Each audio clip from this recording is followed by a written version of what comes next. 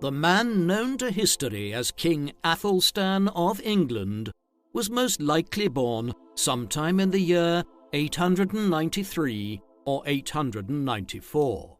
We have no record of his birth, but one of the most important accounts of his life does note that Athelstan was about 30 years of age when he ascended as King of Wessex. This occurred in the summer of 924, so extrapolating from this, Athelstan must have been born around 893, 894, or possibly 895. His name derives from the Germanic words "aether," meaning noble, and "stan," meaning stone. So Athelstan effectively meant noble stone. His father was Edward, a son of King Alfred of Wessex, a kingdom which dominated southern England in the 9th century and which was the bulwark of the Anglo-Saxons against the Danes, who had conquered so much of Britain in the second half of the 9th century. Alfred was the first Anglo-Saxon ruler to organize a stout defense of his realms against the Norse invaders, and is known as Alfred the Great in recognition of this and his strengthening of the Kingdom of Wessex. He would die in 899, when Athelstan was just a child, upon which Athelstan's father became King of Wessex. He is referred to in the historiography as Edward the Elder. The identity of Athelstan's mother is not completely certain. Edward the Elder had several consorts, and his marital status was at times questionable. Some historians have asserted that Athelstan's mother was the first of these consorts, a woman by the name of Ecgwin, of whom virtually nothing is known. The evidential basis for even this assertion is very tenuous, as she is not named as Athelstan's mother in any sources written prior to the Norman conquest of 1066. As such, the only evidence for affirming Ecgwin as Athelstan's mother comes from 2 centuries after his time of birth and may not be reliable. What is clear is that Athelstan had numerous siblings and half-siblings from his father's other relationships with at least 2 other consorts named Elfled and Edgithfu. Athelstan was born at a time when Britain was mired in conflict and change. Back in the Iron Age of the first millennium BC, Britain was a patchwork of dozens of Celtic tribes known in this region as Britons that controlled small patches of territory. Much of the island had been united under Roman rule from the mid-1st century AD onwards, although the Caledonians of Scotland never succumbed to Roman control. Britain was one of the only areas of the empire which experienced a strategic withdrawal when the Romans pulled their legions out of the country in 410 AD, as they sought to stop the Western Roman Empire collapsing altogether on the continent, as waves of Germanic and Asiatic tribes crossed the Rhine and Danube rivers into Rome's territory. Thereafter, Germanic groups, of which the Angles and Saxons were the most numerous, had invaded Britain and carved out their own polities. In the course of the 6th, 7th, and 8th centuries, numerous such states rose to control large stretches of Britain, corresponding roughly with modern-day England, notably Mercia in the 8th century, while Wessex emerged as a major power in southern England in the 9th century, expanding into the English Midlands at the expense of a declining Mercia. Although Athelstan's grandfather, Alfred the Great, is often labelled as the first King of England, in reality it would be the 10th century before a fully unified and secure English state emerged. Therefore, Athelstan was born into the royal house of Wessex, though at a time when the rulers of Wessex were self-consciously trying to present themselves as having a claim to rule all of England. This situation had been enormously complicated in the 9th century by the arrival of what are often, somewhat inaccurately, called the Vikings.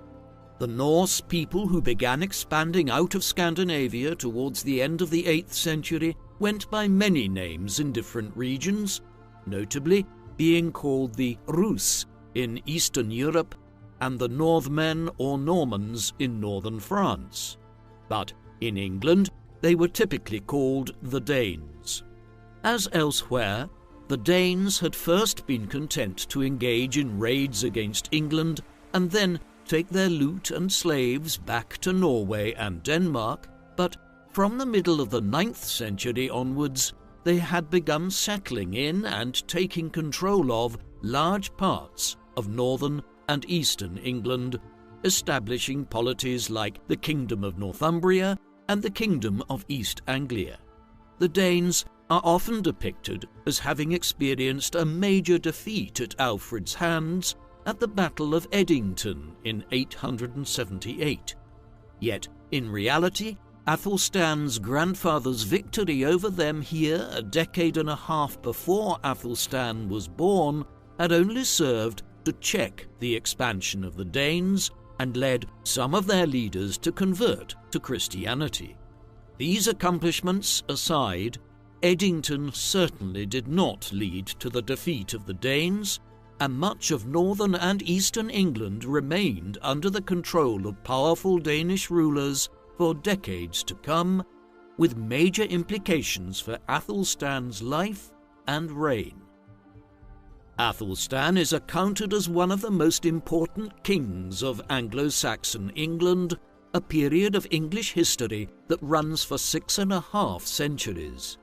His apparent importance to English political history towards the end of the early Middle Ages is not reflected in the number of sources pertaining to his life.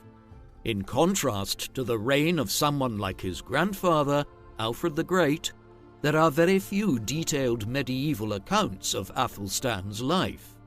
By far the best source on his life and reign is the Gesta Regum Anglorum, or Deeds of the Kings of the English, a lengthy study of the kings of Anglo-Saxon and early Norman England written by the 12th century scholar and monk William of Malmesbury, a figure who is widely regarded as one of the great historians of medieval Europe. Were it not for William's work, for instance, we would know virtually nothing about Athelstan's youth, while he also provided the most detailed study of his reign. Admittedly, William was writing 2 centuries after Athelstan's life and reign. However, it is clear from his work that he was utilizing other sources from the 10th and 11th centuries that are now largely lost, and which would have provided testimonies about Athelstan's reign from people who lived through it or within living memory of it. William of Malmesbury's work is supplemented by an eclectic array of other source material that sheds light on Athelstan's time. The Durham Liber Vitae, a confraternity book of the 9th and 10th centuries, provides details of events in northern England during his time. The Mercian Registers are a short series of annals which relate to the Mercia region of the English Midlands and northwest of the country during Athelstan's father's reign. These invariably comment on Athelstan's subsequent time as king and the political background of England in the first half of the 10th century. The Liber Eliensis, or Book of Ely, is a 12th century chronicle of the history of the Ely region in Cambridgeshire between the 7th and 12th centuries, which contains bits and pieces of information on Athelstan, while there is also the material evidence that archaeologists have dug out of the ground over the years and the material culture of coins, relics, and buildings from Athelstan's time that lie in museums and libraries today. Nevertheless, there are still considerable gaps in our knowledge concerning Athelstan, and, as we will see, the greatest battle that he fought, and which has secured his reputation of one of the country's foremost medieval monarchs, is so mysterious in many ways that historians are unclear as to where it was even fought. Indeed, such is the pottered nature of the information available on Athelstan's life and time as king that the first full biographical book on him was only published in 2011, a very peculiar scenario for an English monarch, most of whom have been the subject of dozens of books over the last century or so. Historians were simply reluctant until recent times to try to reconstruct Athelstan's life. Such was the lack of material from which to do so. It is from William of Malmesbury that we learn that Athelstan was favoured when he was little more than an infant by his grandfather Alfred, who gifted his young grandson with valuable presents, including a cloak dyed in rich scarlet, along with a belt that was inlaid with precious gemstones. Alfred also bestowed an ornate sword with a valuable scabbard on his grandson, presumably before Athelstan even possessed the strength to hold it aloft, as the child cannot have been more than 4 or 5 years old at the time, given Alfred's death in 899, when Athelstan was just 5 or 6 years old. It was also to his grandfather that Athelstan owed his education. Alfred the Great was more than just an effective military commander. He was also one of England's first scholar kings, and had patronized a court inhabited by some of the finest scholars of the age. It was under some of these, many of them church figures who continued to inhabit the royal households of Alfred's sons and daughters after his own death, that Athelstan learned Latin and other subjects in the late 890s and into the 900s. Coins and royal portraits provide highly stylized versions of Athelstan's appearance, though we learn from William of Malmesbury that he was slightly smaller than the average height of those times, and so not much above 5 foot, while he had a thin frame and fair brownish gold hair. Although a scholarly education certainly had its merits and would inform Athelstan's reign and government in years to come, there was still nothing more significant in medieval times for a ruler than to be able to effectively lead his followers into combat, particularly when Britain was still as bitterly divided as it was in the early 10th century. Despite the lionizing of Alfred's victory at Edington in 878 by historians of the Victorian era anxious to see in his engagement the first flushes of the English nation, the reality was that Athelstan's father faced all of the same challenges which Alfred had. Edward controlled much of southern England and the Midlands, but a much weakened Mercia still remained as an Anglo-Saxon rival in the northwest, with the Danes controlling the Kingdom of East Anglia north of London in eastern England, and the Kingdom of Northumbria dominating northern England. What was worse, new bands of Danes were also establishing themselves at points along the southern coast in the English Channel in the 900s and 910s. Edward responded to these threats effectively during his long quarter-of-a-century reign. He managed to root out many of the Danish toeholds in the south, while Mercia was subjugated to a large extent when Athelstan's aunt, Athelfled, became Lady of the Mercians after her husband, Ethelred, the Lord of the Mercians, became seriously ill in 909. He died 2 years later.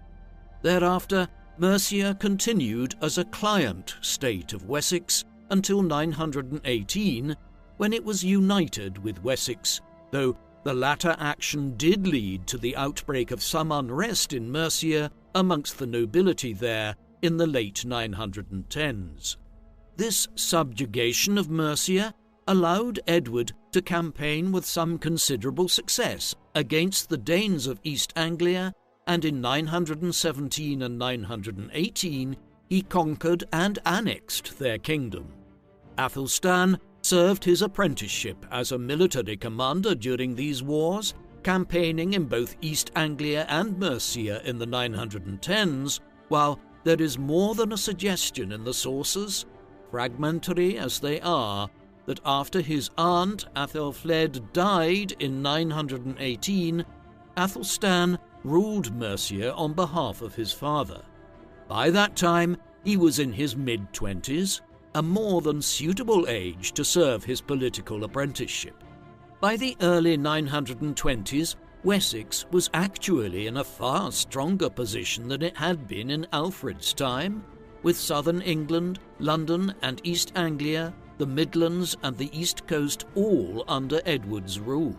Only the kingdom of Northumbria in the north under the Danish king Sihtric, a ruler who had earlier been king of Dublin and who had extensive connections and allies amongst the Norse of Ireland and the Scots, held out against Wessex's hegemony over England. This was the political environment in which Athelstan would succeed as King of Wessex in 924.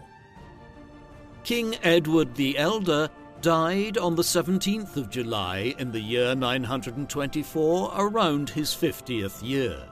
Like Athelstan and so many other Anglo-Saxon rulers, his date of birth is unknown, and so we cannot be sure of his age at the time of his death. It is not at all certain that Edward had intended for Athelstan to succeed to all of his dominions. It was far more common in the early Middle Ages for kingdoms and lordships to be divided amongst the sons of a ruler when he died, and indeed the Carolingian Empire of Charlemagne, that dominated Western and Central Europe in the early 9th century, had fragmented in the century that followed, owing to its division. It seems possible that Edward had intended that Athelstan would succeed as ruler of Mercia, and that his half-brother, another of Edward's sons, Althwered, would succeed to the Wessex dominions. If this was the favoured arrangement, it never came to fruition, as Althwered conveniently died at Oxford 16 days after Edward under unclear circumstances. That there was perhaps some reluctance to accept Athelstan as ruler over the entirety of Edward's dominions is indicated by the fact that it was September 925, a full 14 months after his father's death, before Athelstan's coronation was held. The delay may have been owing to some opposition to Athelstan, which was drummed up by another of his half-brothers, Adwina, a biological full brother of Elfwered, and a figure who seems to have had a base of support in Winchester, the capital of the Kingdom of Wessex. Athelstan eventually overcame the opposition, but Adwina would remain a rival in years to come. The early years of Athelstan's reign saw him conquer the last independent part of England, the Kingdom of Northumbria, through a combination of diplomacy and military activity. In 926, he met with King Sihtric of Northumbria in the town of Tamworth and agreed a treaty there with him whereby the Norse ruler would marry a sister or half-sister of Athelstan's, whose name is unrecorded. The marriage alliance was accompanied by an agreement concerning the respective borders of Athelstan and Sihtric's kingdoms. When Sihtric died just a year later, Athelstan attempted to claim that the agreement at Tamworth had included a provision for him to succeed as ruler of Northumbria upon Sihtric's death. He faced a challenger, though, when Guthruth, a Norse ruler who had succeeded Sihtric earlier as King of Dublin across the Irish Sea, and who was most likely a brother of Sihtric's, put forward his own claims to Northumbria. Military clashes followed in northern England, in which Athelstan emerged victorious after what seems to have been a relatively minor campaign. Guthrith would continue to pose a threat, though, from across the Irish Sea, and so would his son, Olaf Guthruthsson, after he succeeded him as King of Dublin in later years. In the short term, the victory in 927 and the incorporation of Northumbria into his territories made Athelstan the first Anglo-Saxon ruler to fully unite all of what is now England under his rule. In this sense, it was him, rather than his grandfather, Alfred the Great, or indeed his father, Edward the Elder, who should be considered the first true King of England, though clearly Alfred and Edward had laid the groundwork for the Kingdom of Wessex to unite the country and had aspired to the kingship of all the Anglo-Saxons of England. Athelstan's rise to control northern England would not go unchallenged, and the northward expansion led immediately to the birth of the border tensions which would characterize Anglo-Scottish relations for over 600 years thereafter. Although Athelstan held a gathering at Aymont, just south of Penrith, in the summer of 927, in which he succeeded in having several Welsh lords and King Constantine II of Scotland acknowledge his position as the ruler of the territories held by the Angles and Saxons since the 5th and 6th century, the lands of the Angles, or England, as soon as these other British lords and rulers had dispersed from Aymont and headed home, they began plotting against the new King of England. It was some years before minor border tensions flared up into full-scale war. This came in 934, when Athelstan was driven to invade Scotland and campaigned all the way north to the northeast, where a separate Norse kingdom ruled the coastal regions and the Orkney Islands. He then headed back south after devastating the countryside, burning crops, and sacking villages in a brutal campaign of scorched earth. The conflict was not over, though, and there was a growing alliance now of the Scots under Constantine and several Norse powers, and the Danes, such as King Olaf Guthruthsson of Dublin, preparing to launch a combined attack on Northumbria and Athelstan's other territories. As these tensions were growing along the northern border, there were still issues that were unresolved at home in Wessex for Athelstan. His half-brother, Adwina, had his own base of supporters in Winchester and elsewhere in southern England, ones which had seemingly resisted Athelstan's succession to all of Edward the Elder's dominions back in 924, eventually relenting the following year. Adwina had remained problematic, though, and that he had significant supporters seems clear from the fact that the powerful Bishop of Winchester was frozen out of Athelstan's government in the first years of the reign. Although the dearth of sources for the reign means that we do not know what Adwina was doing in the years that followed, it is surely significant that in 933 he was forced to leave Wessex owing to what a set of French annals called a, quote, disturbance in England. He took ship to leave the country and died thereafter. Later sources claim he was shipwrecked at sea. However, it is now speculated that the cause of his death was rewritten in later years, and that rather than being killed at sea in a storm of some kind, Athelstan actually had his half-brother killed. The timing suggests that Adwina had possibly become a focus of discontent and plotting against Athelstan. Perhaps he had been in contact with Athelstan's enemies in Scotland or across the Irish Sea in Dublin, and the king decided to rid himself permanently of a rival who had been a thorn in his side for many years? It is impossible to know for sure.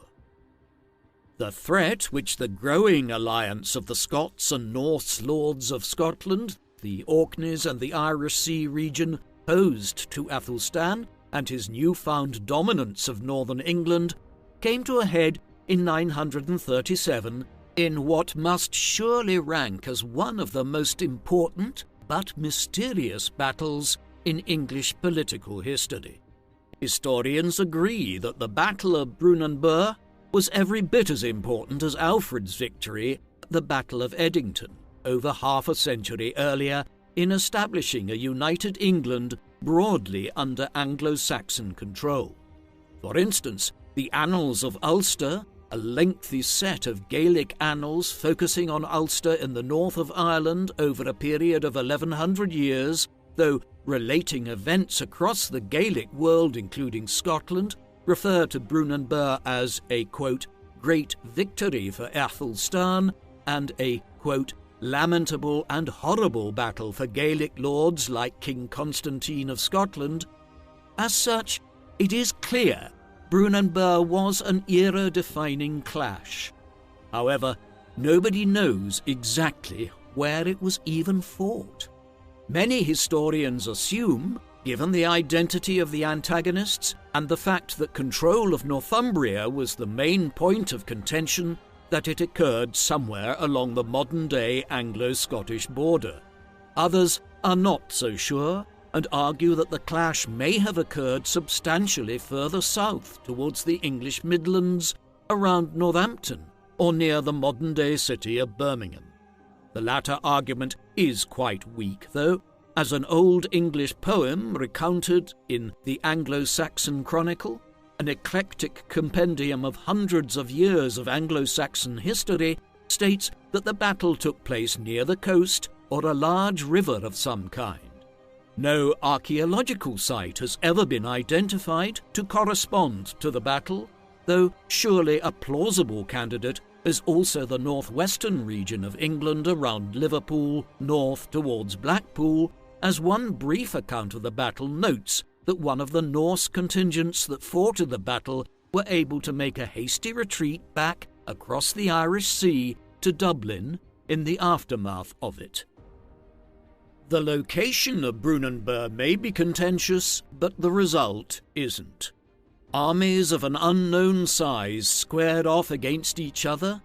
Athelstan's Anglo-Saxon forces, which must have included a sizable contingent of Danes who were second and third generation settlers in places like East Anglia and willing to fight for an Anglo-Saxon king, faced a coalition of Scots and Norse soldiers led by King Constantine of Scotland, King Olaf Guthrason of Dublin, and a number of more minor lords, which probably included King Owain of Strathclyde. These enemies of Athelstan's had different personal motives for resisting his expansionist policies, with Constantine and other Scots anxious to prevent any further northern expansion and, if possible, to reclaim parts of Northumbria, while Olaf believed he had a claim to Northumbria by right of his relation to the deceased King Sitric. Whatever ambitions they might have had soon vanished.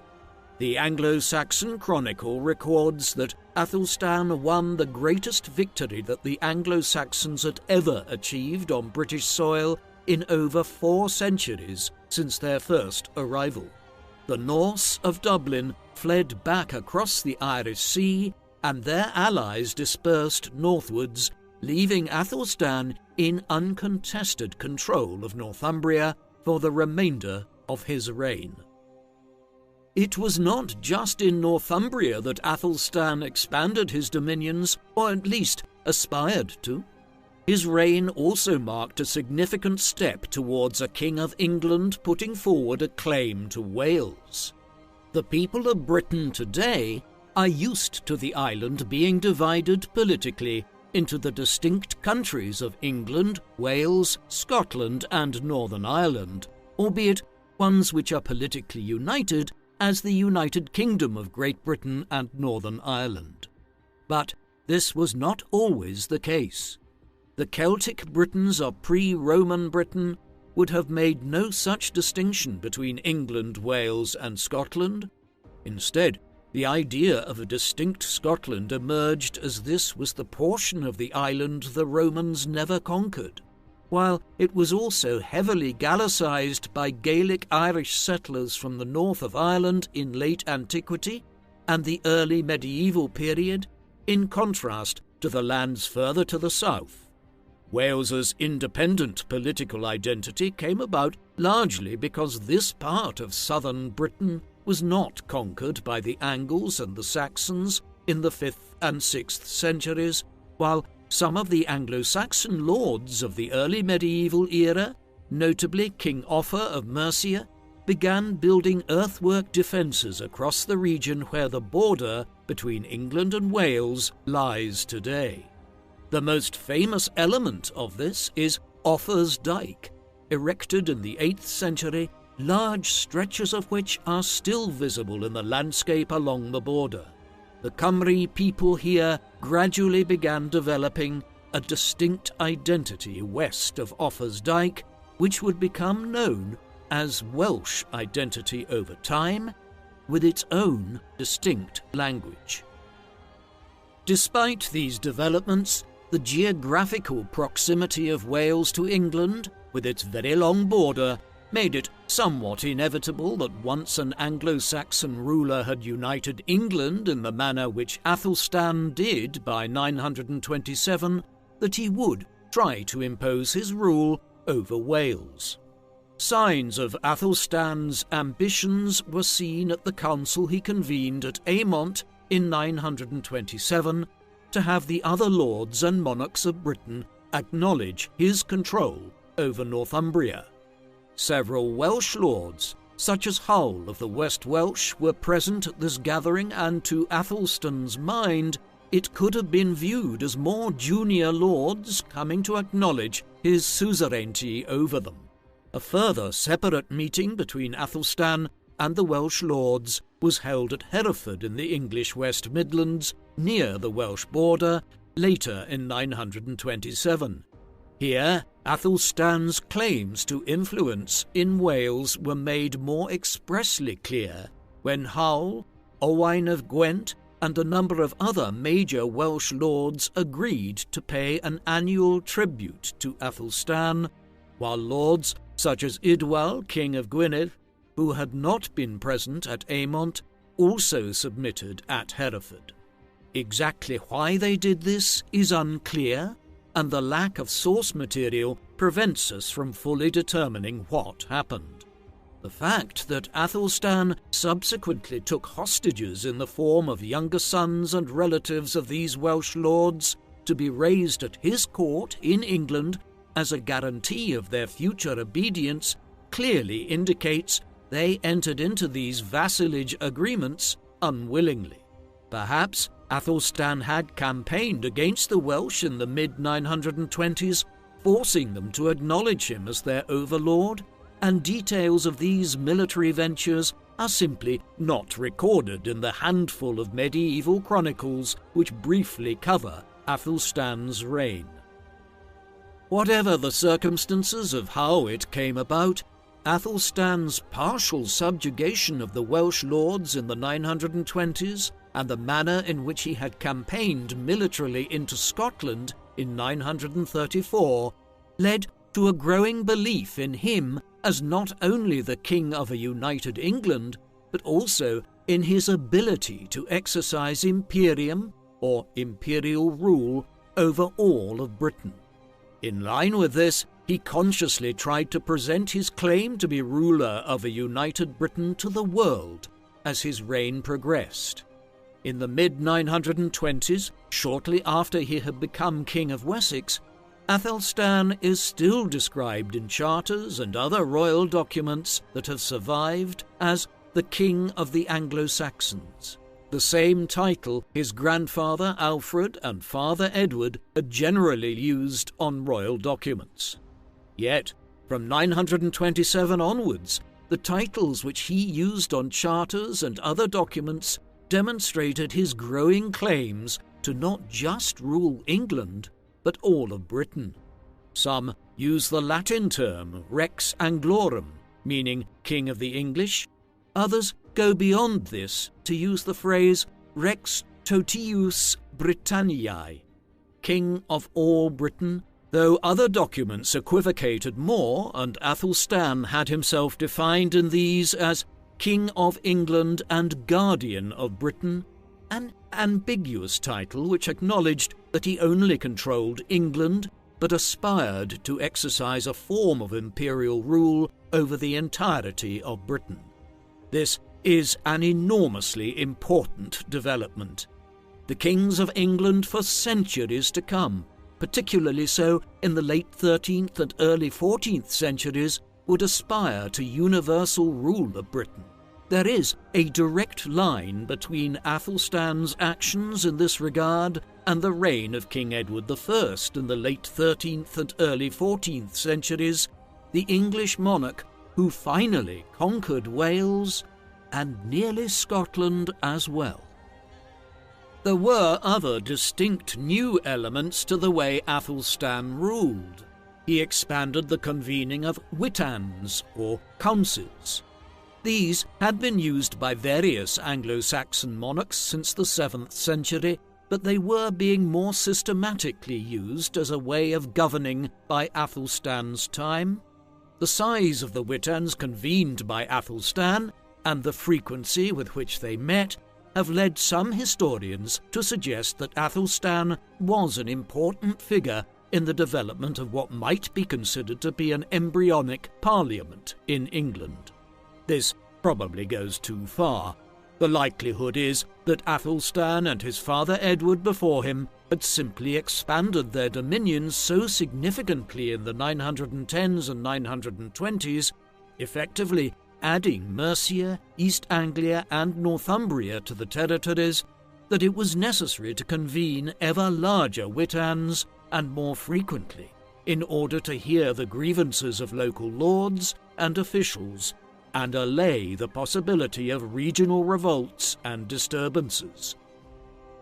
If the expanded use of witans and royal councils by Athelstan was simply an expediency designed to ensure that the lords of his realms remained peaceful and obedient, there was nothing piecemeal or half-hearted about the manner in which he sought to centralize power at his court in Winchester through the use of legal and administrative instruments. One of the most important elements of this was through the increased use of royal charters. Royal charters had been used throughout Anglo-Saxon history, but in contrast to the general lack of histories and chronicles on Athelstan, there was a pronounced increase during his reign in the number of royal charters that were issued.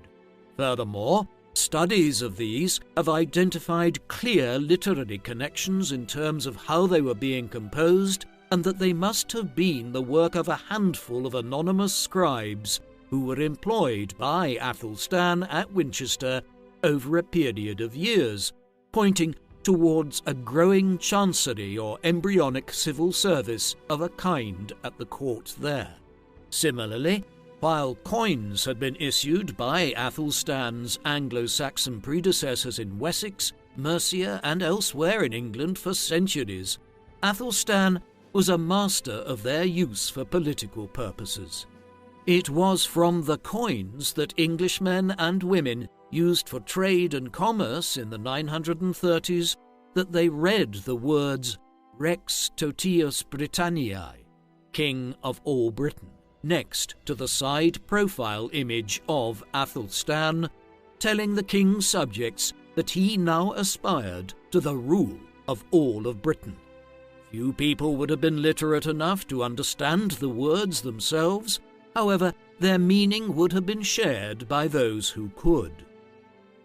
The charters that were being issued by Athelstan's government point towards his concern for a wide range of legal issues that were facing England in a time of growing government activity. For instance, the Ordinance of Dunseat was issued to regulate legal jurisdictions along the border with Wales, while there were also a wide range of laws on local issues for regions like London and Kent issued in Athelstan's name. A sign that government was expanding and its range of concerns growing greater was seen in the issuance of an ordinance on charities which sought to regulate the manner in which poor relief was offered by the religious houses and other institutions. Some of this legislation when it came to things like the laws around theft and the collection of local taxes, would influence English law for centuries to come.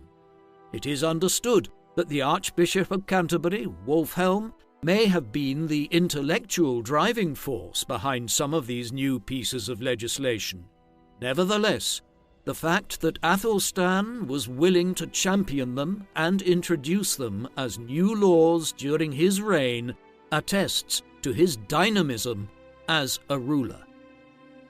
As much as these developments point towards a more centralized and powerful state developing under Athelstan, the reality was that any early medieval kingdom had only limited abilities to exercise control over a large state stretching from Northumbria in the north to the English Channel in the south, and from Cornwall in the west to the Wash on the North Sea on the east coast. Athelstan consequently had to rule through a number of powerful local lords known in Anglo-Saxon England as ealdormen, from which the modern municipal title of alderman derives. Some of these ealdormen could be immensely powerful figures who effectively ruled their localities on behalf of the king. It would be premature to describe Athelstan as ruling over a feudal lordship. That would only come later through Norman culture, but it is necessary to note that Athelstan, as powerful and significant a monarch as he was not an autocratic king in the shape of a 17th or 18th century ruler of an absolutist monarchy like France or Russia. He was always reliant on close relations with figures like the ealdormen to retain control over such a large kingdom as the one he had built by the 930s. While unfortunately we know very little about Athelstan's personal life and the nuances of his character, we do know that he had a more cosmopolitan outlook than his predecessors. Athelstan was the first Anglo-Saxon ruler to develop a foreign policy which purposefully sought to develop ties between the royal house of England and some of the leading royal lines and noble households of continental Europe. He did so by organizing a series of marriages between his extended family members and other European rulers. For instance, in 926, he received an embassy from France which proposed a marriage alliance between Hugh of Neustria and Athelstan's half-sister Edhild. The marriage alliance that was negotiated included the gifting of several holy relics to Athelstan, the collection of which was a personal obsession of Athelstan's. 4 years later, Edgith, another half-sister of Athelstan's, was married to Otto, the future king of Germany.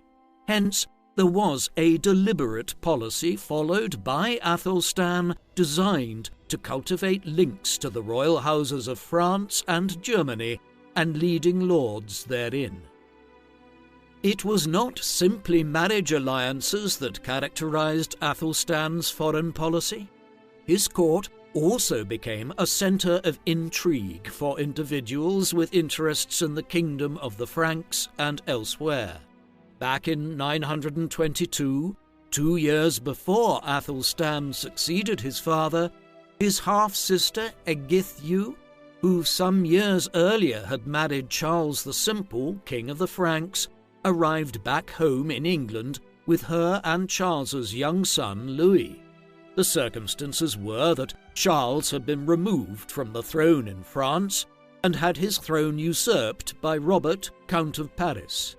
Edgithyu had returned home not only looking for aid to support her husband's cause, but that of her son Louis.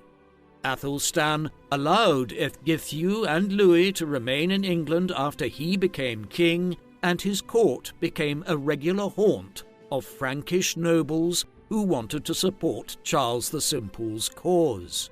That became Louis's cause from 929 onwards, when Charles died, and from that date onwards, Athelstan was effectively supporting his half-nephew's claim to the title of King of the Franks.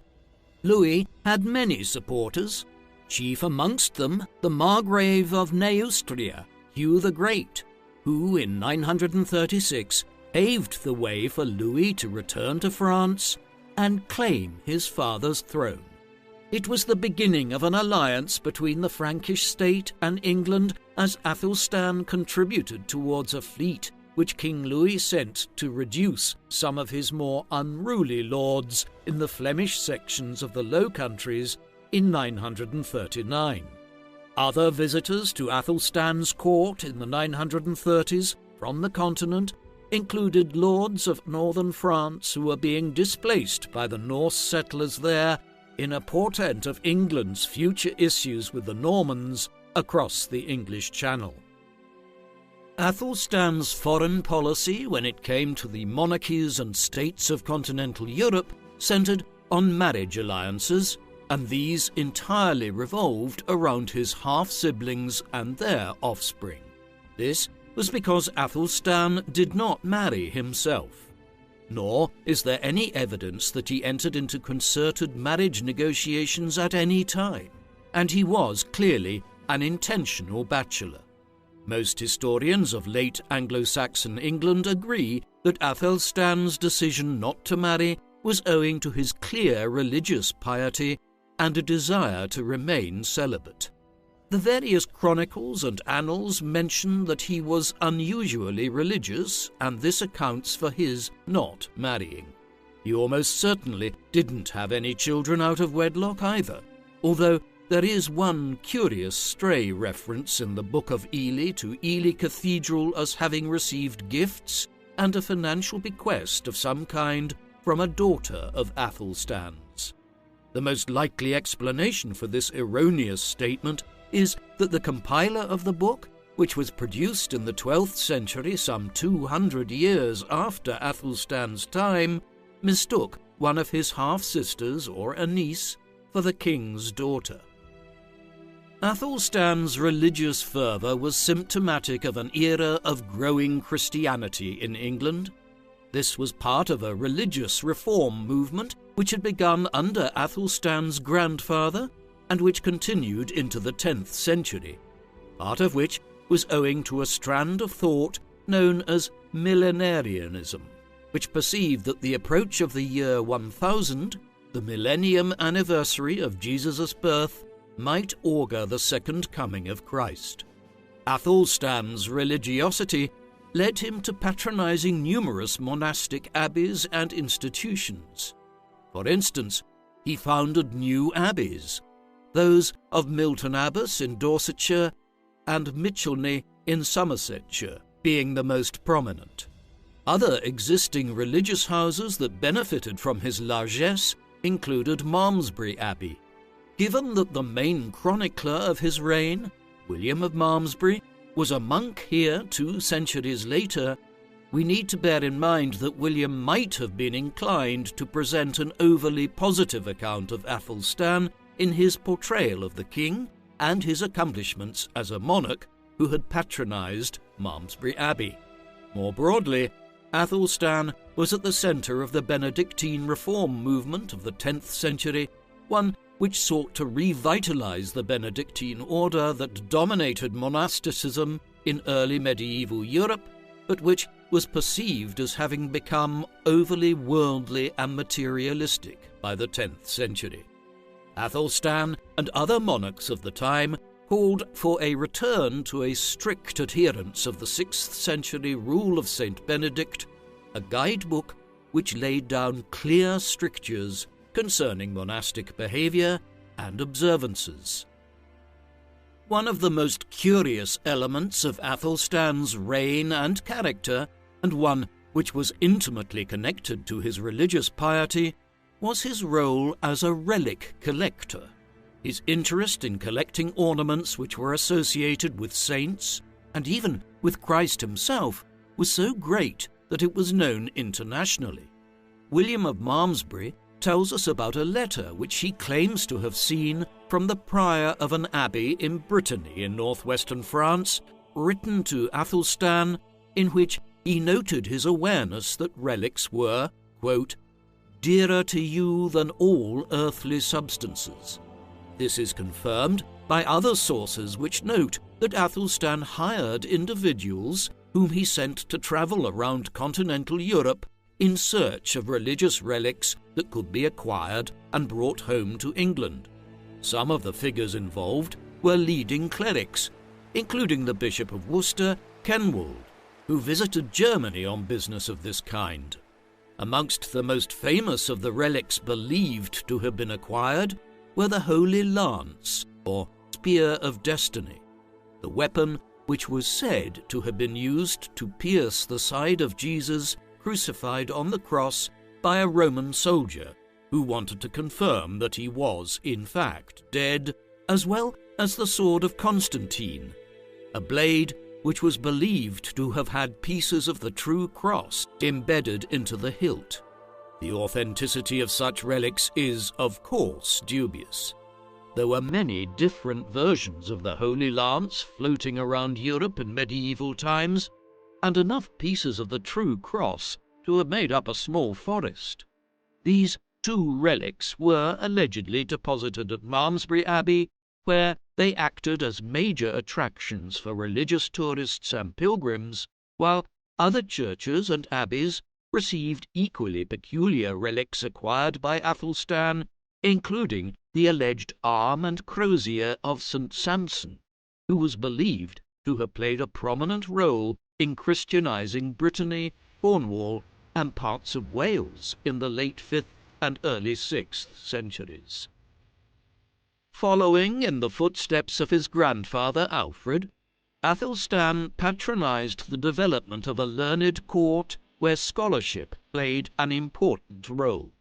All of this followed in the vein of the Carolingian Renaissance, a movement fostered by Emperor Charlemagne at his court in Aachen in western Germany in the 790s and 800s, when he had sought to restore learning and the arts in a way not seen since the demise of the Roman Empire.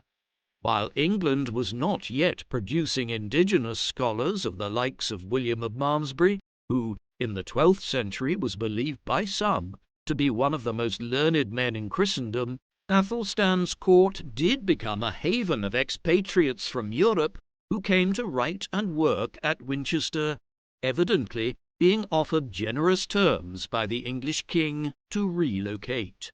The fragmentary details of them indicate, based on their names alone, that several were Germans, though some were also Norse, notably the Icelandic poet Egill Skallagrimsson, who must have visited England at least briefly, as a few lines of a poem he wrote in praise of Athelstan have survived.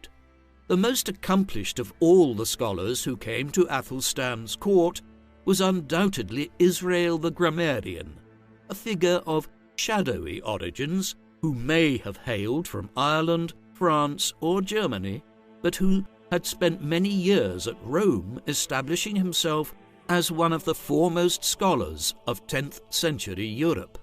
A polymath who dabbled in poetry, philosophy, religious commentary, literature, and even wrote a treatise on an obscure medieval board game called the Game of the Gospels, he was one of the few individuals at that time in Europe who was an accomplished Greek scholar and knowledgeable of the Greek religious philosophy called Neoplatonism, a movement which had emerged in late antiquity and which in many ways influenced the early Christian church.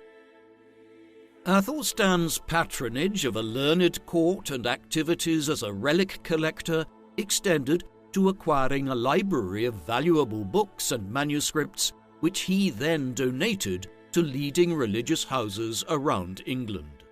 Books were an enormously valuable commodity in early medieval England, particularly vellum copies of the Bible, where they were copied out ornately.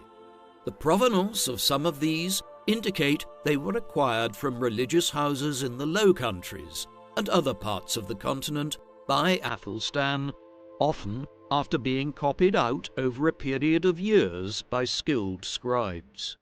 A common theme running through several of the manuscripts associated with Athelstan is that they featured stories of St. Cuthbert, or dedications to the saint. Cuthbert was an Anglo-Saxon saint associated with Lindisfarne Abbey and the Northumbria region of northern England in the 7th century. Athelstan was particularly keen to associate himself with Cuthbert, and even visited his shrine in 934 while heading north to campaign against the Scots.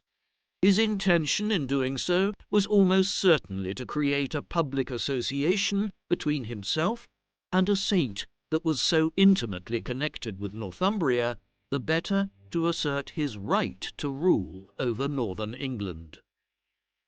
The last part of Athelstan's reign, in the relative peace that followed the Battle of Brunanburh in 937, was spent largely devoted to these religious and scholarly pursuits.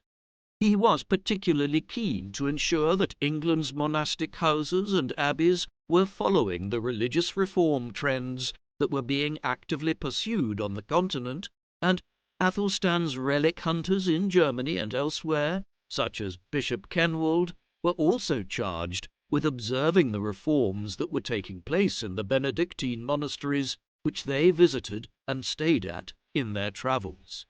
Hence, Athelstan's religious program extended beyond the mere collection of relics of dubious authenticity or elaborately produced manuscript books to real tangible changes to the organization and management of the Church in England in a way which impacted on the daily lives of his subjects. It was a sign of how successful his construction of a unified kingdom, which stretched from Northumbria to the English Channel, had been that Athelstan was able to devote his final years to something other than warfare. It would, however, prove all too brief a period of peace for England. Athelstan died while in Gloucester in the core of his Wessex dominions on the 27th of October 939. He would have been in his mid-40s, hardly an old age, though advanced enough by early medieval standards that it may have been owing to a fairly normal illness, and there is no suggestion that his premature death was the result of any foul play. His burial broke with the pattern which had been established for several centuries by rulers of Wessex and the West Saxons, in that he was not interred at Winchester. This was the old capital of Wessex, and the royal centre where most kings have been buried for several centuries, and where the remains of many are still found in bone chests today, lying on top of stone screens just above the main nave of the cathedral. Instead, Athelstan was laid to rest at Malmesbury Abbey in Wiltshire. He may have been seeking to break with the traditions of his ancestors who had been rulers of Wessex, and to establish a new tradition for the kings of a united England. William of Malmesbury provides an unusually detailed account of his burial, no doubt enthused by Athelstan's patronage of the abbey he himself was a monk at 2 centuries later, describing how the many relics which Athelstan had acquired during his reign were carried before his coffin as he was entombed at Malmesbury, while many funerary goods of gold and silver were laid to rest with him. Athelstan's death cast open the succession question. As he had grown older and not married or had children, this had become more and more pressing, and a general consensus had developed around a favoured candidate, despite the fact that with many half-siblings, nephews and cousins, there were numerous potential candidates.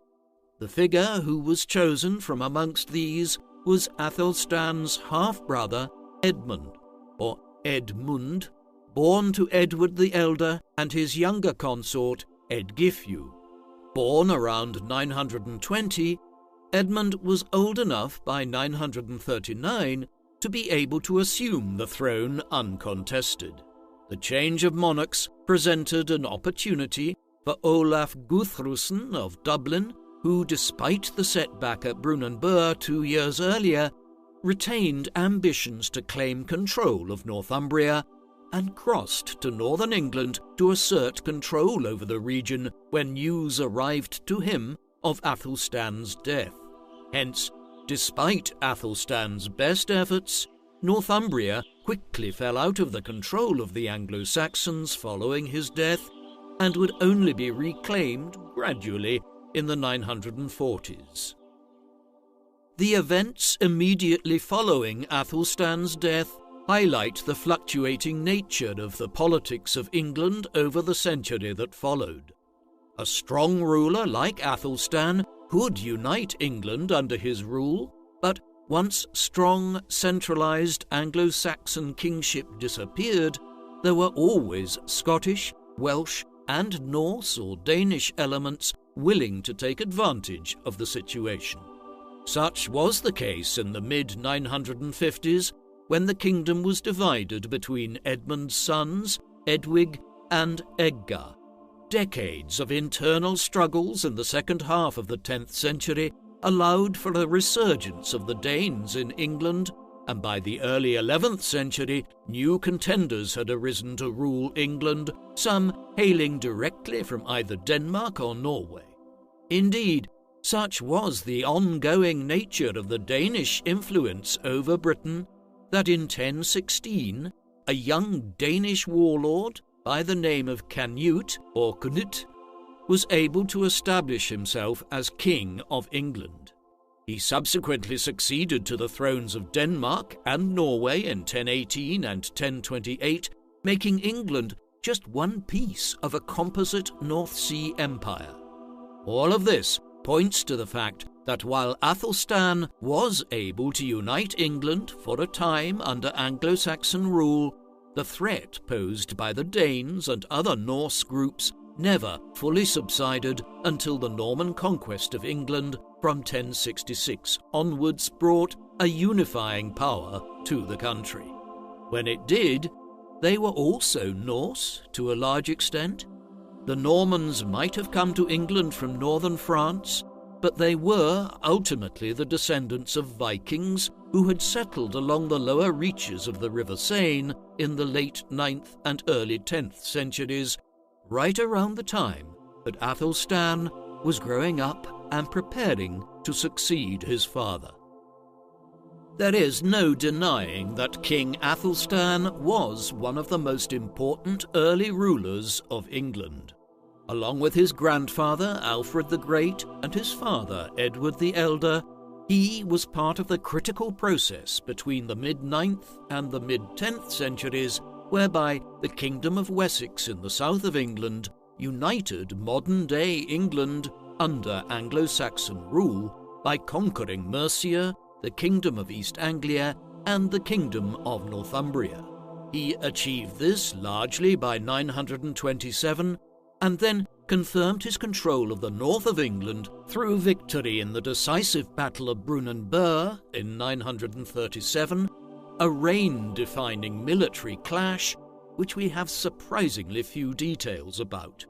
And he wasn't vital just in terms of unifying England and having a claim to being the first true king of England.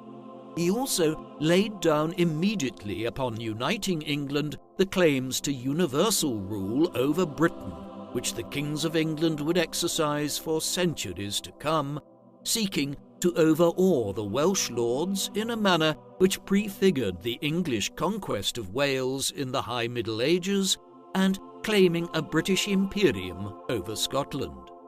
Further afield still, he began the process whereby England entered into marriage alliances and dynastic relationships which would create entanglements between England and countries like France in centuries to come, while domestically he laid down the roots of the creation of England into the most centralized and effectively administered kingdom in Western Europe by the 12th and 13th centuries. In short, while we are frustratingly hampered by a lack of detailed sources for Athelstan's life and reign, there is no denying from what we do know about him that Athelstan was one of the most important Anglo-Saxon monarchs in England prior to the Norman conquest. What do you think of Athelstan? Is he one of England's underappreciated kings only because so few sources for him have survived, or due to a lack of significant accomplishments as monarch? Please let us know in the comment section. And in the meantime, thank you very much for watching.